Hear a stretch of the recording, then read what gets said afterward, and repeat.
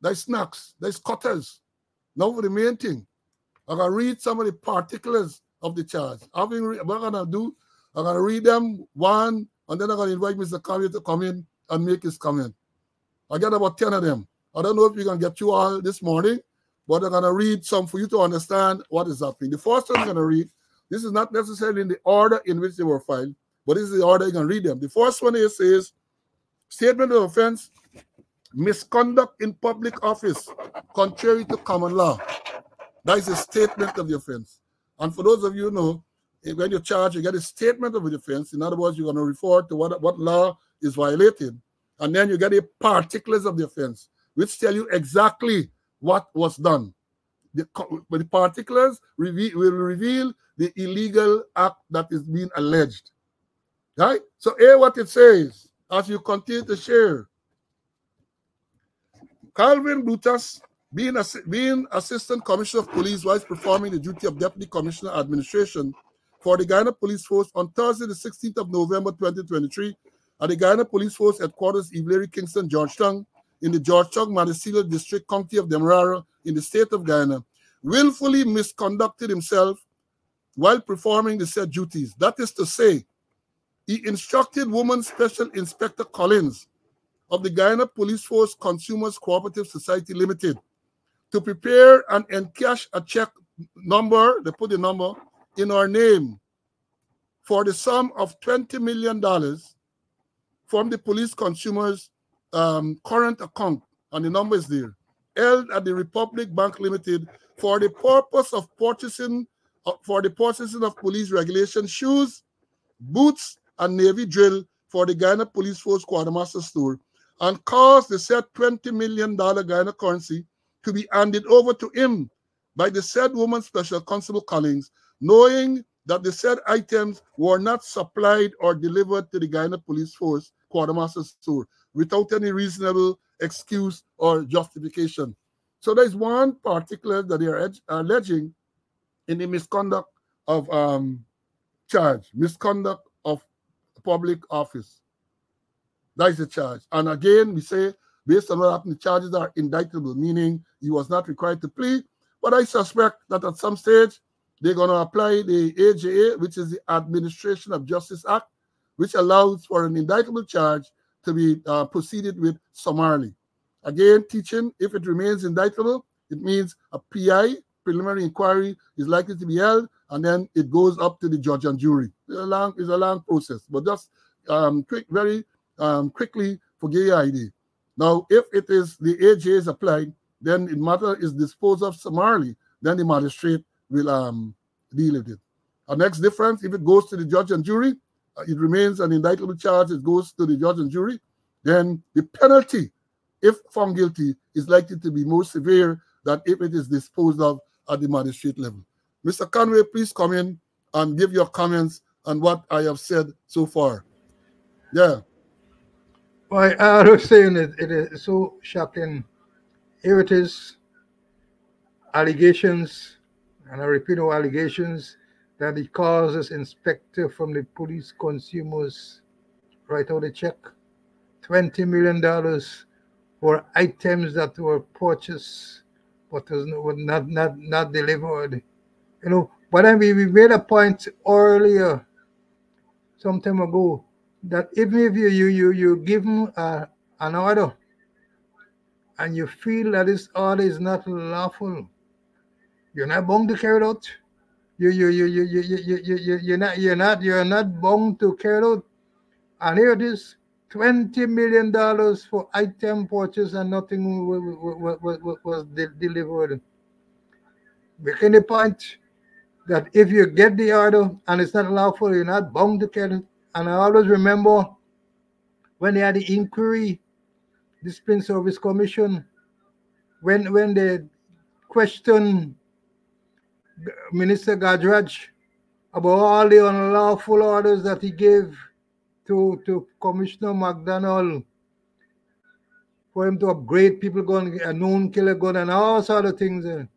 And Gadraj used one sentence. I always remember that sentence. Commissioner McDonald should have been guided by the Constitution and his conscience. So all those persons who get in unlawful order and carrying out, they're going to end up in worries. They're going to end up in serious problem. And even Paul, you always talk about Nuremberg trial, where even the general gives a private soldier an order, which is unlawful. The private in bound to carry out. But if you carry out, sorry for you. When the chips fall, they're going to fall on you. So this is a case where the police consumers' money allegedly gone to Brutus. Yeah, and we got to emphasize, because we have been singing this over and over to the ranks. You cannot be compelled to carry out an unlawful order. And as a policeman, whichever rank you have, you ought to know what is lawful and what is unlawful. And it's for you to decide whether you're going to carry out an unlawful order and face criminal consequences, or whether you're going to decide, look, I am not carrying out this unlawful order, and perhaps be victimized with promotion and all that. You gotta make a decision. I know it is not an easy one. When I took that decision back in 2003 to tell the judge that I'm not carrying out the order to return the firearm, I considered the consequences. I considered the consequences, and I decided I'm going to do the lawful thing, notwithstanding all the threat by Gadrads and the president and all them. I said, no, I'm doing what is lawful, and nobody's going to bully me to do what is unlawful or what is unethical. I ain't going down the road. So there's one of the charges of misconduct in public office. Now let me read the next one. Yeah, we get a little time. Let me read the next one. This one talks about money laundering in contravention of Section 131E of the Anti-Money Laundering and Countering of Financial Terrorism Act, Chapter 10:01, Kel:11, contrary to Section 682 of the said Anti-Money and Countering of Financial Terrorism Act, Chapter 10:01. Particulars of offense. Yeah, share. Particulars of offense. Calvin Brutus on Sunday, the 24th of March, 2024, at Georgetown, in the Georgetown Madisile District, County of Demerara, State of Guyana, acquired, hold on, let me get the word a little blurred. Acquired, processed, or used the sum of $20 million and paid same to somebody name mentioned here, I'm going to call the name, two names, being full payment for the purchase of the property situated at lot B1 of the west half of portion of block letter N, some section in the north half of Klein Podrine, West Bank, Demerara, knowing or having reasonably grounds to believe that the set sum of money, or the set sum of $20 million, in whole or in part, derived directly or indirectly from the proceeds of crime. So this is one of the anti-money laundering. This is one of the money laundering charges that you get. Basically, what they're saying here is that he takes some $20 million and paid to those two people with some property at Podrine, and he ought to know, they're saying that he knew that the old $20 million or part thereof was derived directly or indirectly from the proceeds of crime. These things are being read. These are allegations being made against an assistant commissioner of police. That laundering money, taking illegal money and buying property. And we saw an allegation some time ago where somebody alleging that one of the men involved in the investigation may have given $5 million towards the purchase of this property. I see they came out with a statement, but they did not address this $5 million part, whether in fact people did in fact give this $5 million. We don't know. And again, I say these things require proper, credible investigations. So this is the second allegation that I've read, the money laundering allegation, claiming that some $20 million to buy some property. And they say that the $20 million I didn't owe or in part, was the proceeds of crime. In other words, the $20 million what they're saying was illegally acquired. It was acquired by criminal activities, and then you use it to clean it up by buying property. And that is where the money laundering comes in. CC, I want you to comment on this part of it. Let me hear your comments on this, my brother. Well, allegations again, we're saying that used $20 million proceeds of crime to purchase a property on the West Dam. According to the allegation, there is money laundering and part of what we call washing the money, making the money very, very clean. But as we mentioned, those are allegations, and those are serious allegations, and serious allegations that will cause the DPP to recommend or to advise charges in relation to money laundering. We've been hearing about these allegations all along the time. But here is yet another case where they're saying Brutus attempted to, or allegations of money laundering, where money, part of the proceeds of crime, being used to purchase property with the intention to make it look as though it is clean and is a clear transaction, when its essence is an attempt, according to the law there, to wash the money and to make it look clean. But those were the advice of the DPP, and let's see what's going to come out of that.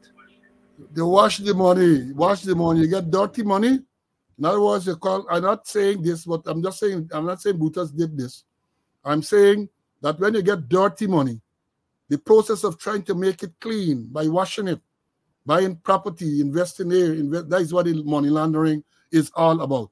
You get this money, dirty money, either you thief the money, either you do something to get this dirty money, and then you have to go through a process to clean up the money. That's the laundering, you're washing it.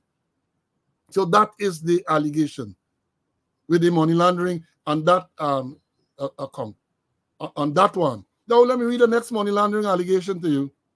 Money laundering again, same section and all sort of thing. But here was the facts in this one. That Calvin Brutus, between the 5th of January 2024 and the 24th of June, sorry. You forgive me, they write a little fine. The 24th of March 2024 at Georgetown, in the Georgetown Manatee District, County of Demerara, State of Guyana, acquired, possessed, or used the sum of $85 million and paid same to some trading limited here, being full payment for the purchase price of the property situated at the east half of Lot 136, 5th Street, Albertown, Georgetown, knowing or having reasonably grounds to believe that the said sum of $85 million in whole or in part derived directly or indirectly from the proceeds of crime. Here, money what we're talking about. The next money laundering charge is alleging that Brutus took $85 million. We were talking about this property at 5th Street, Albert Street and 5th Street there, that used to house Frenzy's Bar, a very popular bar. They're saying that he took $85 million and he bought this property. And we told you before that it is said that the property was immediately demolished. They broke it down. It was a good, as far as I'm concerned, as far as I know the building. He broke it down, and then they said too that during the course of the demolition, a whole set of police had to turn out to stop traffic and to do all kind of things there. So he is charged in respect to that, where they're saying that this $85 million that was used to purchase this property was the proceeds of criminal activity. Mr. Conway, come and help me out here again. Yeah, $85 million. Similar facts, but this time it moved from 20 millions to 85 now, 85 million. And we heard, I mentioned that they was purchased, they pull it down, and then we heard allegations there that during the process, ranks in uniform were deployed to be there to make sure that everything runs smoothly. The allegation is attempt to wash the money, to make the money look clean, proceeds of crime. There again, And we're saying also that those were advised from the DPP for charges to be laid. Yeah. Joel, I agree with you. A lot of people are going to lose their work, likely, if the thing go right. But, again, we were warning them, my brother. We saw this and we were warning them, do not carry out unlawful orders. Do not. And you ought to be able to complain to someone. It's difficult, but I'm arguing an unlawful order and so on. Somebody senior to you and so on. Don't take the bullying. Do not take the bullying. Reach out for help. Talk to somebody. Go to some lawyer. File some complaints. You get police complaints authority and all of those people. You get the ombudsman. Use the system to protect yourself. But you're going to go on and carry out an unlawful order. And what is going to happen? What is going to happen at the end of the day? People say, I never give you any such order. Unless you have the order in writing. I learned a trick when I was a commander. Senior people, I remember a particular case, a senior officer. I learned so much from him. One day he called me, I was at TSU, a young officer at TSU. He called me to give me an instruction which I believe was not on the up and up. He might have made a mistake. He was a decent, respectable man. And I tried to tell him, sir, this thing can't work, sir, and work, so he tried to use rank on me. I said, all right. I went back to the TSU, where I was in charge. And I wrote a nice little memo to him, seeking to clarify the instruction. I wrote, I said, Chief, I just want clarification on the instruction that you gave me. I'll appreciate if you can clarify that you are ordering me to do so. The man pick up the phone. I never forget that. He called me, he said, slow boy, you're learning a lot of tricks. You do a lot of tricks. All right, don't bother. Yeah, because I wanted him to commit it to writing. So that when the oscillation, when the defecation, it's the oscillation. Or as they would say, when the shit in the fan, iron getting splatter. So I reduced it to writing and asked him to confirm that is what he wanted me to do. And he recognized that is a trap at the setting for you. And he called me, he says, slow boy, you're learning, don't do that. All right, don't worry with the instruction. I said, thank you. So these officers that we have, these policemen, have to understand, yes, Cheryl, CYA, cover your ass. Some of them get big ass. It's not easy to cover. But cover it nevertheless. Something, get a bed sheet or something and cover it. You all got to learn.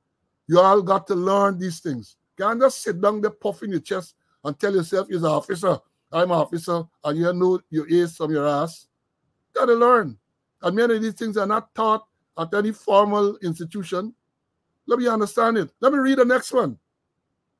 This one relates to conspiracy to commit a felony, to wit, obtaining by false pretense contrary to Section 33 of the Criminal Law Offences Act, Chapter 8:01.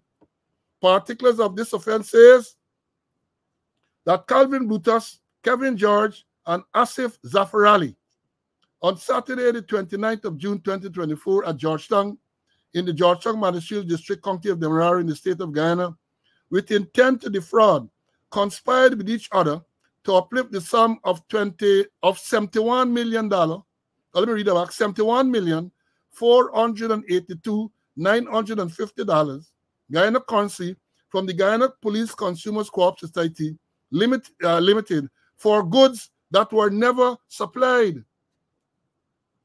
For goods that were never supplied, $71,482,950.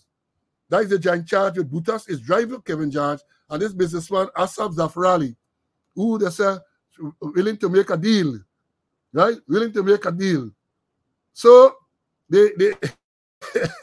so this is one the charges too. And I should have told you that we say this is a information upon oath. So once you get the information upon oath, the person who filed the charge has to swear to the information. And all the charges that were sworn to, that we know of, they were sworn to by Superintendent Singh from Soku. Superintendent Singh from Soku is the deponent. He deposed in all of these charges. So run-ins, some $71,482,950. They said they conspire to get this thing from the police. The goods were supplied to the police consumers co-op, and then the goods were never supplied. Let me read the next one here now. This one says, what this one is one? Conspiracy again, right? The same three people, Calvin Brutus, Kevin George, and Asif Zafarali, on Tuesday, the 9th of July, 2024, at Georgetown in the Georgetown Mansfield District in the county of Demerara, in the state of Guyana, with intent to defraud, conspired with each other to uplift the sum of $22,165,165 Guyana currency from the Guyana Police Consumers Co-op Society for goods that were never supplied. I mean, mama. You know, let me tell you something. I got a soft spot for the police consumers, you know. Because back in the day, when I joined the force, you used to get your consumer's book. You get credit for $50 a month. $50 a month. And I used to authorize my sister. We lived together there with my father, when my stepmother died, to go and collect ration every month. $50 used to buy ration for the three of us to see us through the month. I'm going to get me a little extra duty and so on to buy the little meat and so on. But you go to the consumers, you get rice, flour, sugar, oil, onion, potato, garlic, and all them things with a $50 credit every month. Every month. So I always had a soft spot for the police consumers. And this is what they do. They're licking up the police consumers. We talk about $90-something million they get for goods. At the time done there, you're going to hear about more about the police consumers. Let me bring in Mr. Calvin if you want to say anything about that too that I just read. See, a batting man, a batting and a scoring run. You're scoring and you're scoring freely too, you know. You're scoring freely. You know, I always remember the police consumers, you know. And I always remember Larry Lewis. When people lick up the same police consumers, you know. And Larry Lewis had passed the other day that when the police buy in, they must buy through the police consumers. I mean, they used to put up their markup price, but that's how the police consumers survive. And right now, if you go in the police consumers, they ain't getting nothing inside there. I remember as a young constable and even a corporal and sergeant used to go here with your credit there $50 a month or whoever, you know. But here it is that they're saying that things purchased, nothing and receive. And we're going to hear the allegation is that they're going to move from the police consumers to the quartermaster stores, where it's items purchased but nothing received, but it show that it got, you know. And those persons who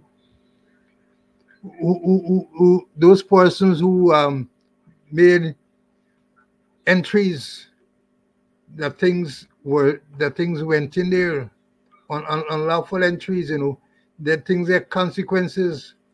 Remember you, Paulie, when you deny the requests from Gadrach to hand over a weapon, and President Jack Dio get involved, deny you promotion to deputy commissioner. There were consequences because other people suffer.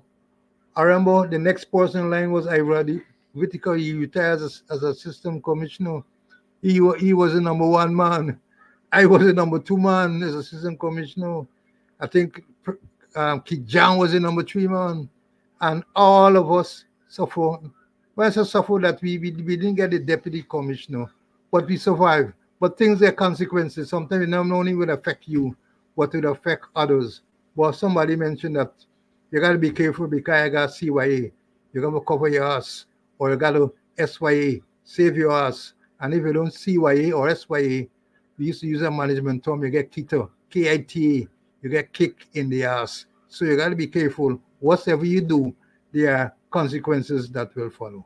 Whatever you do, there got consequences. Negative consequences, positive consequences. You got to make your choice whether you want to go down in the negative part. Here the next charge. This is lastly by public officer contrary to section 185 of the Criminal Offences Act, chapter 8:01. Oh my God, remember this is only number 6.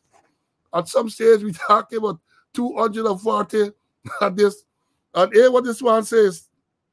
It says that the particles of offense Calvin Brutus between the 28th of November 2023 and Wednesday the 29th of November 2023, between the 28th and the 29th, at the Guyana Police Force Headquarters, Ivlery, Kingston, Georgetown, in the Georgetown, Manisfield District, County of Demerara, in the state of Guyana, being a public officer employed by the Guyana Police Force, stole the sum of $60 million Guyana currency belonging to the Guyana Police Consumers Co-op Society. Oh my Lord! It says they are alleging that he thieved $60 million Guyana currency belonging to the Police Consumers Cooperative Society. Then,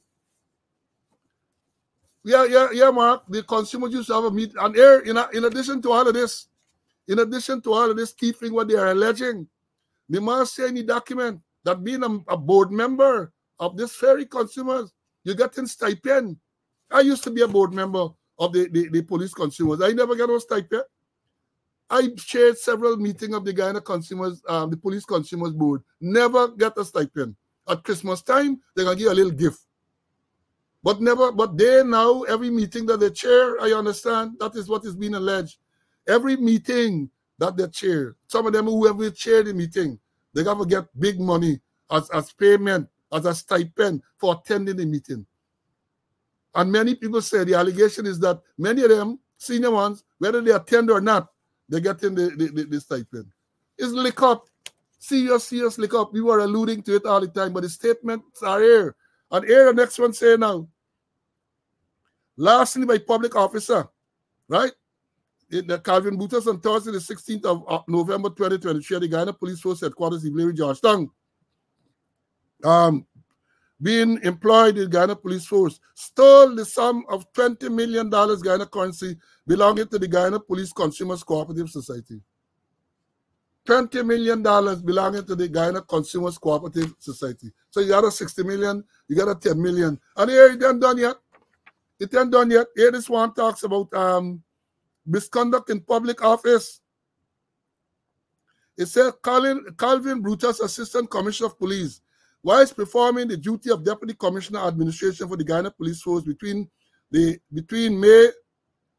the date a little thing, between Monday, the 1st of January, it looked like, on the 24th and Wednesday, the 31st of January, 2024, the Guyana Police Force Headquarters, Iveri, Kingston, Georgetown, in the Georgetown Ministerial District County of Demerara in the state of Guyana, willfully misconducted himself while performing the said duties. That is to say, he instructed Superintendent of Police Barat Posad, Finance Officer of the Guyana Police Force, to submit to him 221 payment vouchers as per schedule attached relating to AAA Depot and South Quarter Contracting and General Supplies, Inc. Both businesses registered to his wife, Alicia Alder, and he never returned the said 221 vouchers, payment vouchers to the police finance office without reasonable excuse and justification. So they're claiming that he bullied the, well, they didn't say bully, don't let me insult any word.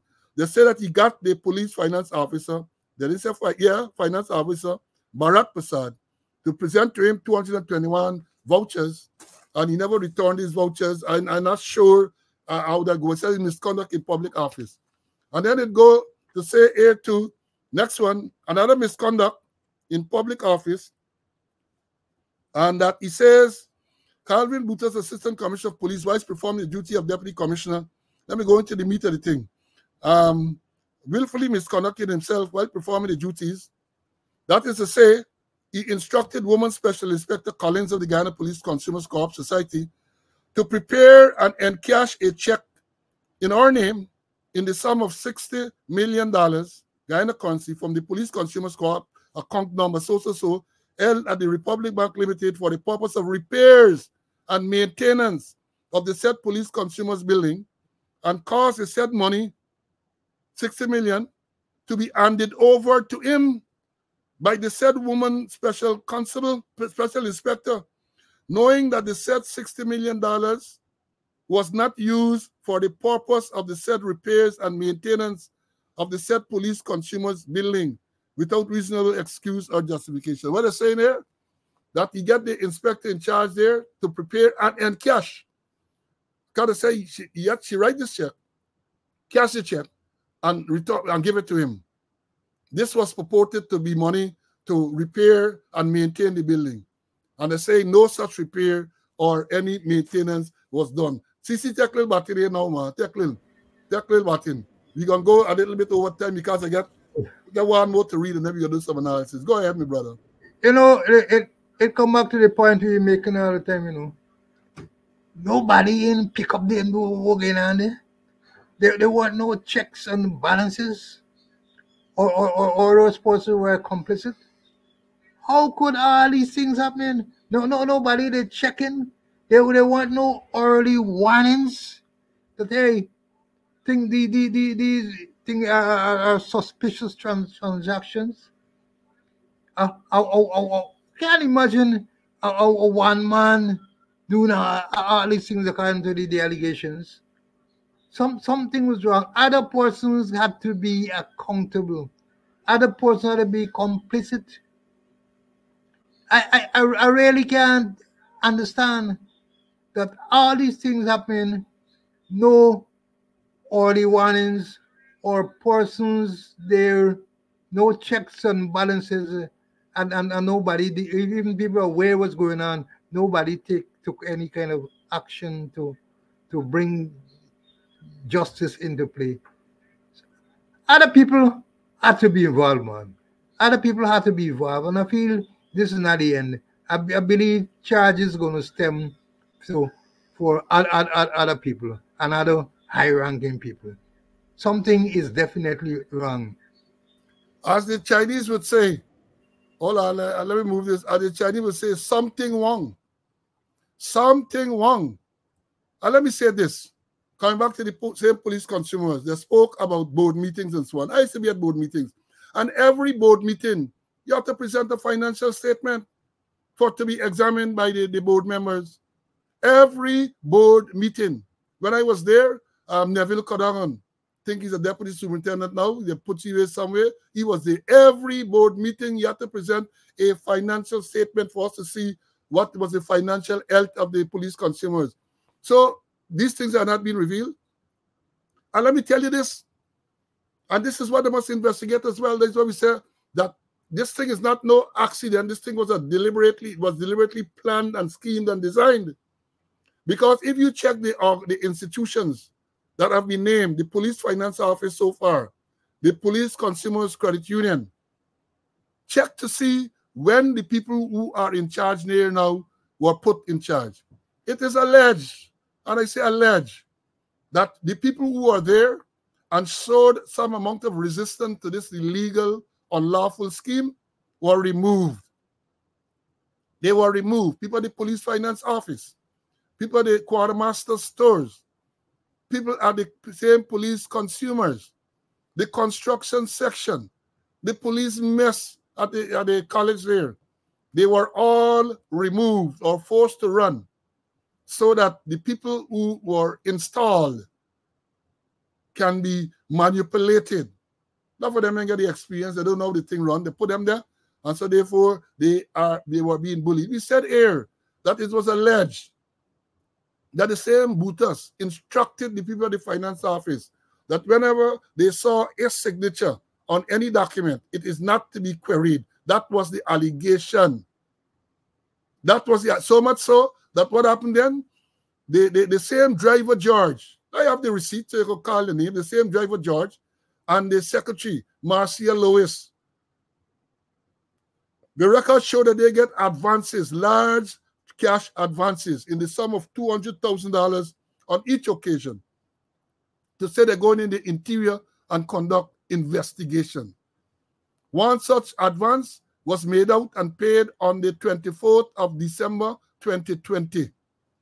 The men investigators, one is a driver, one is a secretary, female secretary, and they signatured upon advance form with Brutus approving it to go and do all of the investigating. We tell you how the general knowledge we should have investigated all of those things. It is not too late. It is not too late. So the system was manipulated to install people who were going to comply with these unlawful instructions. Again, I say he's innocent until found guilty. He's presumed innocent until found guilty. That is the rule. But what we're reading here is document that is before the court, not the secret.